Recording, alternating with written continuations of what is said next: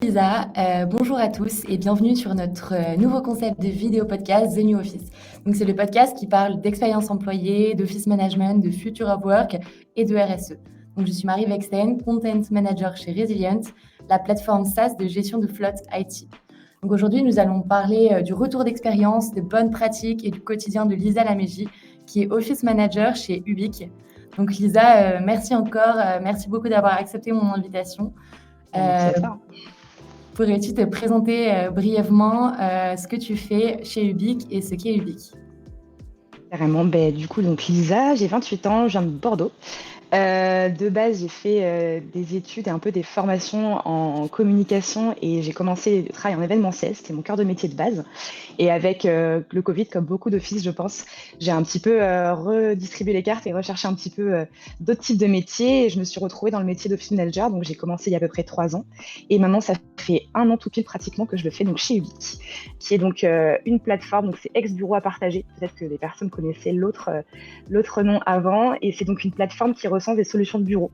Donc, qu'on soit 2 ou 200 collaborateurs, qu'on soit une entreprise qui recherche des bureaux aujourd'hui, on peut aller chez Ubique sur la plateforme digitale, mais aussi avec nos commerciaux qui accompagnent au quotidien pour rendre un peu la recherche de bureaux plus simple et plus agréable pour tout le monde. C'est une plateforme digitale, du coup, site web qui recense un peu toutes les solutions de bureau et je m'occupe de l'office management pour la team et également pour les personnes qui travaillent dans l'immeuble où on est à nos bureaux. Vous avez des clients essentiellement sur Paris ou c'est en France? Il y a énormément de solutions de bureaux qui sont aujourd'hui à Paris en Île-de-France, mais on a des solutions partout en France et qui se développent de plus en plus d'ailleurs. Il y a beaucoup de demandes qui commencent à émerger un peu des grosses villes, mais également des petits endroits qui développent des espaces de coworking, mais aussi des solutions de bureaux. Donc on est disponible et accompagnateur partout. Enfin, le office manager, c'est un métier très polyvalent. Ça dépend, les missions vont dépendre d'entreprise en entreprise. Est-ce que tu peux m'en dire un peu plus sur tes missions?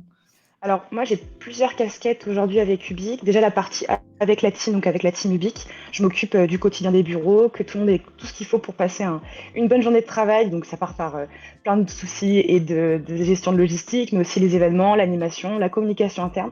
Et je m'occupe aussi d'une partie ressources humaines depuis peu pour eux également, donc les recrutements en fait pour l'équipe. Donc ça, c'est une première grosse casquette chez Ubique. Et après, comme je le disais, on est dans un immeuble en fait avec d'autres personnes et d'autres entreprises qui travaillent. Et je m'occupe un peu d'animer aussi ce quotidien-là. On l'appelle l'appart. Et du coup, j'organise des événements, un peu la vie du bureau aussi, le lien entre toutes les entreprises. Voilà. Super. Effectivement, tu fais beaucoup de choses. Tout bien les offices. Dis-moi, vous êtes combien chez Ubique? Je pense que tu l'avais dit. On varie entre 25 et 28, ça dépend de la période de l'année, avec les alternances qu'on a beaucoup aussi. Voilà. Ok.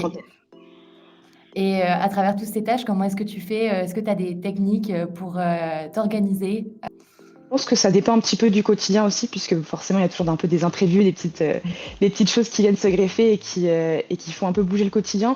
Mais globalement, c'est un peu tangent. C'est-à-dire que je m'entoure à la fois de bons partenaires donc pour pouvoir avoir une fluidité dans les livraisons, le quotidien aussi, pour gérer un petit peu mes tâches et pour gérer mes équipes. Et après, j'utilise pas mal d'outils qui me permettent un peu de gérer mon quotidien. On va dire que je fais beaucoup de to-do list aussi, parce que je pense que c'est un accompagnateur essentiel pour les offices. Donc, j'essaie d'être assez organisée dans mon côté et de faire beaucoup de points aussi avec moi-même, justement, pour organiser mes journées, mes semaines. Et justement, tu parlais d'outils. Quels sont tes outils favoris, ceux que tu utilises un peu tous les jours? Il y en a pas mal que j'utilise tous les jours, mais aussi avec la team. En fait, finalement, on est un petit peu tous dessus. J'utilise Flowit, je ne sais pas si tu connais. Donc, c'est une plateforme qui gère un peu le flex office et qui facilite un peu l'expérience employée. En fait, ça permet de pouvoir indiquer à tous les collaborateurs sur un espèce de calendrier géant si tu es présent au bureau ou non, et ça sur des semaines et des semaines à venir. Donc, c'est assez utile pour les offices, je trouve quand même. Et ça permet un petit peu d'avoir une visibilité aussi pour les organisations d'événements notamment. Après, qu'est-ce que j'utilise? J'utilise Asana, donc pour la gestion de projet, mais ça, c'est commun aussi à la boîte et pour nos objectifs. Et puis, les classiques un petit peu, Slack pour la partie communication interne, forcément. Il y a aussi Slide, qui est un espèce de Wikipédia géant qu'on utilise en interne pour documenter un peu tous les process et pour être au clair tous ensemble sur ce qu'on fait au quotidien. Et puis voilà, je pense. Et puis Napster, je peux quand même le préciser. Ouais. Je pense que tout office doit se fournir d'un petit Napster ou du moins en suivre quelques-uns pour pouvoir proposer de bonnes adresses à ses collègues. Ah super. Tu écoute, peut-être que tu nous partageras, ton Mapster, pour qu'on Carrément, voit, tes bonnes adresses. avec plaisir. Sinon, tu es donc office manager depuis environ 3 ans, d'après ce que j'ai compris. C'est ça. Heu, Quels sont, d'après toi, les nouveaux enjeux du métier d'office management? Qu'est-ce qui a changé? Tu peux nous expliquer un peu plus, tout ça? Je pense que je suis un peu arrivée en même temps que le changement, donc je l'ai vécu un peu par les échanges avec les autres offices, mais aussi un peu de l'intérieur, vraiment, puisque c'est arrivé pendant le Covid. C'est là où j'ai Mmh. commencé le métier d'office et c'est là où j'ai vu qu'il y avait vraiment un changement dans le bureau, mais aussi du coup dans le métier. Et en fait, j'ai un petit peu appris dessus, donc j'ai un peu triché. Mais globalement, les changements et les évolutions qui ont créé ces nouveaux enjeux, c'est vraiment la distance, le fait que beaucoup plus de collaborateurs aujourd'hui sont en télétravail au quotidien, donc avec différents nombres de journées par entreprise, bien sûr, et par semaine. Mais aussi, en fait, il y a beaucoup plus de personnes qui sont aujourd'hui en full télétravail, full remote. Nous, on a une équipe tech aujourd'hui chez Ubique qui est dans ce cas-là. Et typiquement, c'est un enjeu, je trouve, pour les offices, puisqu'en fait, c'est maintenant créer du lien fédéré, mais avec des personnes à distance. Donc, c'est un petit challenge supplémentaire qui n'était pas forcément le cas avant. Et il y a aussi la partie forcément bureau, où en fait, il faut aussi jongler avec ça et apprendre à devoir refaire venir les gens et remotiver les gens à venir au bureau pour certains, tout en gardant cet équilibre un petit peu de télétravail qui s'est vraiment imposé, je pense, avec le Covid. Ouais, c'est ça. Et effectivement, c'est ce qui a été ressenti et quand je pose la question, régulièrement, on me ressort, cette info. Merci. C'est vrai que de rapprocher, de, garder cette communication interne entre, les gens en remote et les gens, au bureau, c'est pas toujours, très, très simple. Est-ce que tu as mis des choses en place justement, pour, contrer cette nouvelle tendance? Alors moi, j'ai eu de la chance quand je suis arrivée chez Ubix, c'était déjà bien instauré. Donc en fait, comme les équipes, comme je te le disais, tech qui sont en full remote sont Mmh. depuis longtemps en fait dans ce modèle-là, il y avait D'accord. vraiment déjà des rendez-vous, des hebdos qui étaient en fait mis en place pour pouvoir rassembler tout le monde. On a aussi des réunions tous les trimestres qu'on organise pour pouvoir avoir vraiment tout le monde qui revient et se rassemble pour pouvoir échanger sur du travail, mais aussi profiter ensemble et avoir des événements sympas. Et du coup, moi, je vogue un peu là-dessus et j'essaye de rendre l'expérience encore plus attractive et en essayant au maximum aussi de communiquer avec les équipes, d'organiser des petits cafés à distance, de pouvoir avoir ces petits moments d'échange comme ça. Mais j'ai beaucoup de chance, on est très connecté de base chez Ubique, donc j'ai eu vraiment peu à faire à ce niveau-là. C'est plus à m'imprégner de tout ça et à le faire perdurer en fait. OK, très bien. Et est-ce que, tu as déjà mis en place des team building justement, à distance ou même, en physique? Alors à distance, pas spécialement. Moi, Mmh. j'avoue que ça n'a pas été forcément une demande et j'en suis pas hyper partisane non plus. Bien sûr, il y a vraiment beaucoup de solutions qui existent aujourd'hui et qui ont l'air hyper sympas. Pour le coup, moi de mon côté, j'ai eu de la chance, j'ai réussi à avoir beaucoup de gestion d'événements avant et du coup un peu après le Covid. Et ben, typiquement, j'en ai une qui me vient en tête que j'aimais beaucoup. Alors, je vais tricher un peu parce que je l'ai organisée quand j'étais en agence événementielle. Donc, c'était pas vraiment en partie office, mais je pense que c'est quelque chose que j'ai vraiment envie de reproduire chez Ubique et que ça fonctionnerait pas mal. C'est un atelier des cinq sens, mais en grandeur nature, avec vraiment des pôles à chaque fois pour les cinq sens et voilà, des dégustations, des ateliers touchés, des ateliers écoute. Et je trouve que c'est hyper sympa et ça rassemble beaucoup, ça permet de mélanger les équipes et on se rassemble autour d'un sujet qui finalement parle un peu à tout le monde, la gastronomie pour le coup. Et c'est vraiment un atelier, un team building sympa à faire et à refaire. Et là, ça peut très bien s'apprêter dans nos bureaux. En effet, on a un immeuble avec plusieurs espaces de vie et je pense que ça peut même être une animation hyper sympa à faire avec nos collaborateurs d'immeuble. Donc d'ailleurs, pour des offices qui ont plusieurs étages d'entreprise à gérer, ça peut être un très bon moyen de rassembler tout le monde et puis et de faire des petites dégustations sympas de produits aussi. Trop bien. Merci pour, tes conseils de team building. Heu et sinon, au niveau de tes missions, est-ce qu'il y en a une que tu aimes tout particulièrement et d'autres que tu aimes un petit peu moins? Je pense que pour ce que j'aime particulièrement, il n'y en a pas forcément une. Après, ça peut être vraiment le côté se rassembler. En règle générale, le fait de pouvoir organiser des choses, que ce soit juste un petit déj de rentrée, bah, on est tellement dans le thème en ce moment, ou alors vraiment les événements un peu phares pour se retrouver, les anniversaires, des moments un peu de cohésion, ça c'est vraiment ce qui me plaît beaucoup. OK. Et de voir que tout le monde est content, même ça peut être apporter un goûter l'après-midi et pouvoir partager un café avec tout le monde, juste un temps de pause. Moi, c'est des choses qui me font vraiment plaisir, le côté échange. Ouais. Pour le côté moins intéressant, je dirais les petits soucis un peu du quotidien qui peuvent être les toilettes bouchées, les petits travaux à gérer de dernière minute. Voilà, des nuisibles, c'est des choses qui font partie de la vie de l'office management, mais qui n'est pas forcément hyper gratifiant et hyper sympa.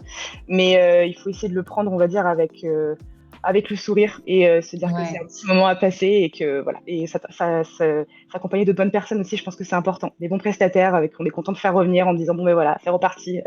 Je pense qu'il y a ça aussi qui aide à le prendre un peu mieux, même si ça reste pas forcément tip top. Ouais, limite mettre en place un carnet d'adresses pour directement retrouver les numéros au plus Ah ouais, vite. ça c'est primordial. Est-ce que tu as un prochain projet que tu aimerais mettre en place en tant qu'office manager chez Ubique? Alors, il y en a beaucoup quand même. On a envie de faire plein de choses. Je pense aujourd'hui, pas mal de choses qui vont se mettre en place aussi. Mais si je devais choisir, je pense, un projet, c'est un projet un peu collectif, mais dans lequel j'ai une bonne partie d'implication forcément. On aimerait mettre en place depuis longtemps avec Ubique les Office Awards. Donc ce serait le même concept que les Energy Music Awards, mais avec le bureau, donc le monde du bureau.